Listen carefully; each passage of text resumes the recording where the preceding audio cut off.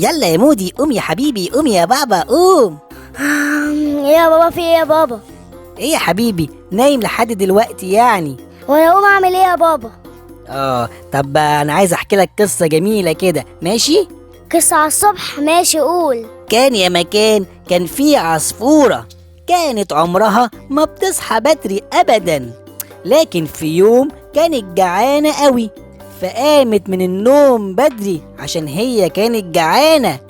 فراحت طارت تدور على اي حاجة تاكلها، فلقت دودة فكلتها واتبسطت وحمدت ربنا على النعمة اللي بعتها لها. وطبعا العصفورة دي لو ما كانتش قامت بدري ما كانتش هتلاقي حاجة تاكلها. وبعدين؟ ولا قبلين، الحدوتة خلصت خلاص.